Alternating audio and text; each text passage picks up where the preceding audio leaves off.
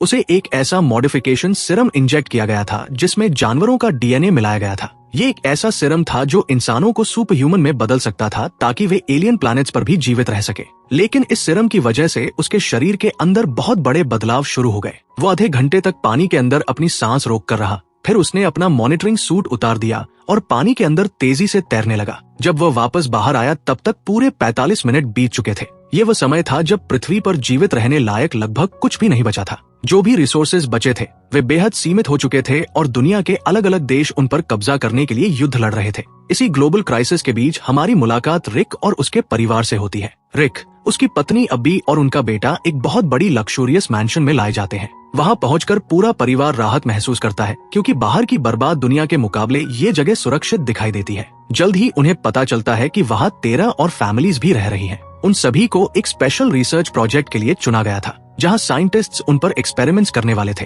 Facility के अंदर researchers और डॉक्टर्स की 1000 से ज्यादा वॉलंटियर्स में से चुना गया है। रिक उन्हीं सिलेक्टेड लोगों में से एक था। वो गर्व से कहता है कि उसने और उसके परिवार ने ह्यूमैनिटी के फ्यूचर को बचाने के लिए इस प्रोजेक्ट में खुद हिस्सा लिया है। इसके बाद एक डॉक्टर रिक को दूसरे कमरे में ले जाता है और उसे एक स्पेशल इंजेक्शन दिया जाता है। डॉक्टर्स उसे बताते हैं कि अगले एक हफ्ते तक उसे कई और इंजेक्शंस दिए जाएंगे जो धीरे धीरे उसके शरीर को बदल देंगे। इन इंजेक्शंस का उद्देश्य उसके शरीर को ऑक्सीजन की बजाय नाइट्रोजन पर ज्यादा निर्भर बनाना था ताकि वह टाइटन पर सर्वाइव कर सके। बाद में घर पर एक गैदरिंग के दौरान अब्बी ज्यादा अल्कोहल पी लेती है और उसकी तबीयत खराब हो जाती है। जब रिक उसकी मदद कर रहा होता है तब अब्बी महसूस करती है कि रिक के शरीर का तापमान बहुत ज्यादा बढ़ चुका है। उसका बुखार असामान्य और डरावना था। कुछ दिनों बाद सभी फैमिलीज को एक बड़े स्विमिंग पूल के पास सांस के लिए तड़पने लगती है, इसलिए उसे बाहर आना पड़ता है। लेकिन रिक अभी भी पानी के अंदर रहता है। बाहर खड़े साइंटिस्ट्स उसकी हार्ट बीट को ध्यान से मॉनिटर कर रहे थे। उसकी हार्ट बीट धीरे धीरे कम होने लगती है। सभी लोग डर जाते हैं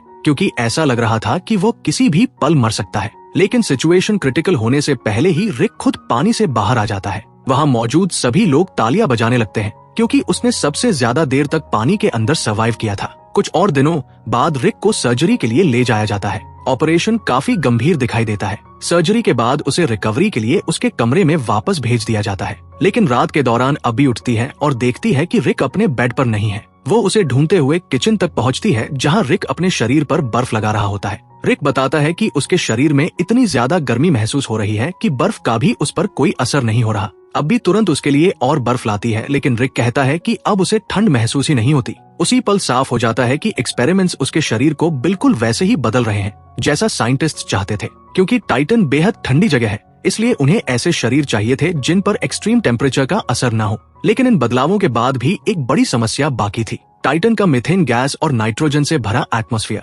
पार्टिसिपेंट्स को तैयार करने के लिए साइंटिस्ट्स उन्हें एक और खतरनाक एक्सपेरिमेंट से गुजारते हैं। उन्हें मीथेन मिक्स्ड पानी में डाला जाता है और स्पेशल मास्क पहनाए जाते हैं जो ऑक्सीजन कम करके नाइट्रोजन एक्सपोजर बढ़ाते हैं। उन मास्क को पहनकर उनसे भारी एक्सरसाइज और रनिंग भी करवाई जाती है। साइंटिस्ट्स असल में उनके शरीर को टाइटन की जिंदगी के लिए ट्रेन कर रहे थे। दिन गुजरते रहती है जब प्रोजेक्ट में शामिल एक लड़की अचानक मर जाती है। उसकी मौत से सभी फैमिली शॉक में आ जाती है। डर तेजी से फैलने लगता है क्योंकि सभी को वही ट्रीटमेंट और मेडिसिन दी जा रही थी। उन्हें एहसास होने लगता है कि उनकी जान भी खतरे में हो सकती है। उस रात सभी पार्टिसिपेंट्स रिक के घर में इकट्ठा होकर इस सिचुएशन पर चर्चा करते हैं। डर और पैरानोआ की वजह से माहौल बहुत तनावपूर्ण हो जाता है। बातचीत के दौरान रिक का एक दोस्त अचानक गुस्से में अपना नियंत्रण खो देता है और अपनी पत्नी पर हिंसक हमला कर देता है। अब साफ हो जाता है कि एक्सपेरिमेंट सिर्फ उनके शरीर को ही नहीं बल्कि उनके दिमाग और इमोशंस को भी नुकसान पहुंचा रहे हैं। ये देखकर हर कोई डर जाता है। अगली सुबह एक डॉक्टर रिक के घर आता है ताकि सबको शांत कर सके।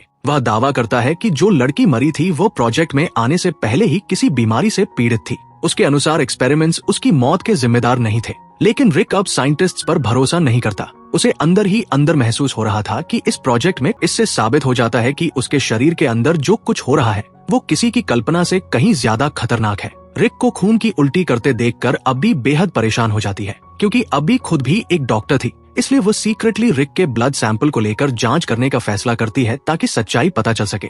अगले दिन रिक को फिर से एक वाटर एक्सपेरिमेंट में दिखाया जाता है, लेकिन इस बार उसके साथ कुछ बेहद डरावना होने लगता है। उसकी स्किन धीरे धीरे छिलने लगती है। अपने शरीर को इस तरह बदलता देखकर रिक बुरी तरह डर जाता है। इसी बीच अब्बी लैबोरेटरी में रिक के ब्लड सैंपल की टेस्टिंग करती है। जब वो ध्यान से एनालिसिस करती है तब उसे एक शॉकिंग सच्चाई पता चलती है। रिक के शरीर में बड़ी मात्रा में अननोन केमिकल्स और मॉडिफाइड सब्सटेंसेस डाले गए थे जिनके बारे में साइंटिस्ट्स ने कभी उन्हें नहीं बताया था। अब्बी तुरंत समझ जाती है कि प्रोजेक्ट उनसे बहुत बड़ी जानकारी छिपा रहा है। वो हेड प्रोफेसर का सामना करती है और जवाब मांगती है, लेकिन प्रोफेसर कहीं ज्यादा खतरनाक है। कुछ समय बाद रिक की एक और सर्जरी की जाती है, इस बार उसकी आंखों पर। इस ऑपरेशन का उद्देश्य उसे कंप्लीट डार्कनेस में भी साफ देखने की क्षमता देना था, ठीक वैसे ही जैसे टाइटन पर सर्वाइव करने वाले किसी क्रीचर की होती है। लेकिन सर्जरी के बाद जब रिक घर वापस आता है तो अचानक उसकी आंखों से खून बहने लगता है। अब्बी घबरा जाती है और तुरंत उसे वापस हॉस्पिटल ले जाती है। एक बार फिर अब्बी प्रोफेसर से सच्चाई जानने की कोशिश करती है।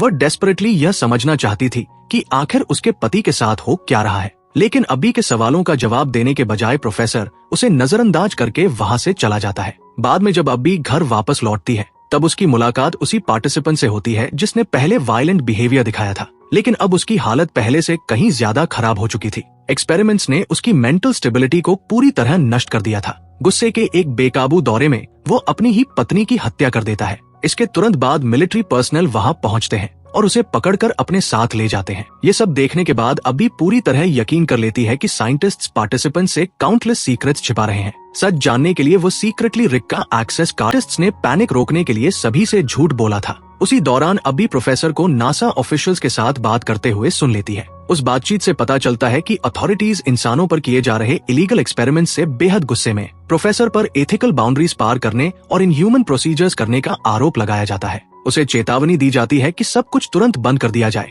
क्योंकि उनके खिलाफ लीगल केस फाइल किया जा चुका है। अगले दिन प्रोफेसर खुद रिक और अब्बी के घर आता है। इस बार वो आखिरकार उन्हें सच बताने का फैसला करता है। वह स्वीकार करता है कि ये सारे एक्सपेरिमेंट्स ऐसे इंसान जाती है। उसका शरीर धीरे धीरे टाइटन जैसी कंडीशंस के अनुसार और ज्यादा अडैप्ट होने लगता है। अब वो लंबे समय तक पानी के अंदर रह सकता था और आसपास की मूवमेंट्स और वाइब्रेशंस को असामान्य तरीके से महसूस कर सकता था। समय गुजरने के साथ एक्सपेरिमेंट से गुजरे बाकी सभी पार्टिसिपेंट्स एक एक करके मर जाते हैं। केवल रिक और उसका एक दोस्त ही इस हॉरिफाइंग ट्रांसफॉर्मेशन प्रोसेस का रिक को वापस घर भेज दिया जाता है। लेकिन रात के दौरान उसका बचा हुआ दोस्त अचानक वहाँ पहुँचता है और उसके हाथों पर खून लगा होता है। एक्सपेरिमेंट्स ने उसका दिमाग पूरी तरह नष्ट कर दिया था। बेकाबू गुस्से में वह अपनी पत्नी की भी हत्या कर देता है। जब मिलिट्री को इस घटना के बारे में पता चलता है तो सोल्जर्स तुरंत रिक और उसकी पत्नी, अपने बेटे और अपनी पुरानी जिंदगी की यादें खोना नहीं चाहता था, लेकिन अब्बी केवल इंजेक्शन लगाने का नाटक करती है। इसके बाद अब्बी अपने बेटे और एक दोस्त के साथ फैसिलिटी छोड़ देती है।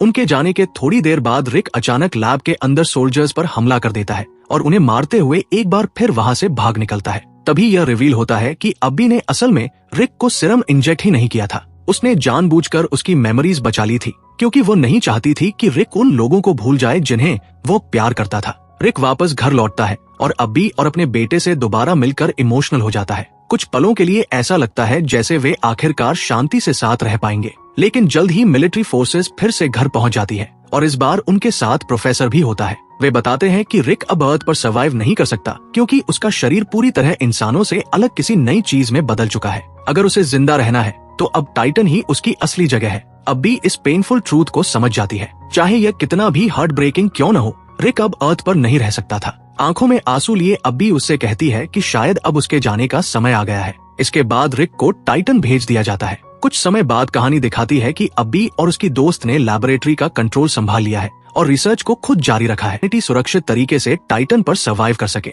एक शांत रात अब्बी का बेटा बाहर खेल रहा होता है, तभी वो अपनी माँ को आवाज देता है। वह आसमान की तरफ इशारा करके कहता है कि आज मौसम कितना साफ और खूबसूरत दिखाई दे रहा है। उसी पल फिल्म टाइटन की तरफ कट करती है जो अंतरिक्ष में बहुत दूर मौजूद था। वहाँ रिक को उस अजीब एलियन वर्ल्ड पर पूरी तरह अकेला खड़ा दिखाया जाता है। कुछ समय बाद वह एक विशाल लेक के ऊपर स्मूथली ग्लाइड और फ्लाई करने लगता है। अब वह अपने नए एनवायरनमेंट में पूरी तरह अडैप्ट हो चुका था। रिक आखिरकार टाइटन का एक सच्चा क्रीचर बन चुका था। वो अब इंसान नहीं रहा था, लेकिन उसने इस अजनबी नई दुनिया में जीना और सर्वाइव करना सीख लिया था। और इसी इमोशनल एंडिंग के साथ कहानी खत्म हो जाती है।